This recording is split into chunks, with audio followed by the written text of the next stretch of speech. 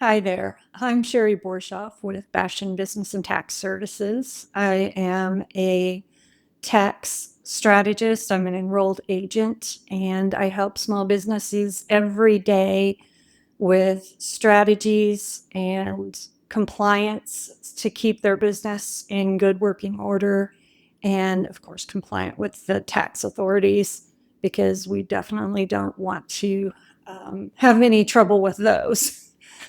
Recently, a bill was passed called the Big Beautiful Bill. We've been calling it OB3 in my tax professional communities. I think it sounds like something from Star Wars.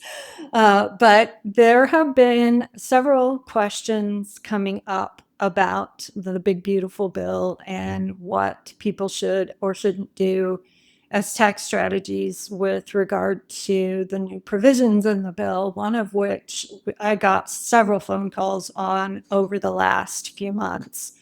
My small business owners who are running S corporations have called and asked, should I put myself on hourly wages so I can take advantage of the tax credit for overtime that has been provided for in the Big Beautiful Bill? And my short answer to that is no. And I'm going to explain exactly why here, why an S corporation owner should not do this, because there is a very clear rule as an S corporation owner, first and foremost, that you pay yourself a fair and reasonable salary from your S corporation. Secondly, that provision is made more specifically in the tax code for non-exempt employee or for non-exempt employees. And it's more likely that the IRS is going to look at you as an S corporation owner as an exempt employee and putting yourself on an hourly wage. And I know from experience that you're working in your own business, you're working way more than 40 hours a week. I mean, it seems like I'm 24/7, 7 days a week. Well, I don't work on Sundays, but every other day of the week, it's, business is there. It's on my mind.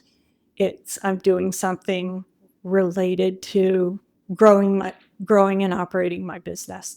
And I understand why people are asking the question, but I'm just going to say very specifically that it would be a hard no. First of all, you don't want to mess with the calculations that you and your tax professional have made to come up with your fair and reasonable salary calculation that you're paying yourself through your S corporation. It's very important that you don't mess with that. Secondly, it would be very hard pressed to convince the Department of Labor that you're a non-exempt employee of your business because you went into this business because you're a professional at something or you're good at something and you're passionate about it and you're the owner of the business. So the very likelihood that you're non-exempt is a non-starter, really. So there you go. That is why, if you're running an S corporation, a small business corporation, you do not want to take advantage of that $12,500 credit, which is above the line, so it's not going to make that much difference in your tax anyway. And it could mess severely with the fair and reasonable salary calculations that you and your tax professional have calculated for your business. I'm Sherry Borshoff, Bastion Business Tax and Business and Tax Services.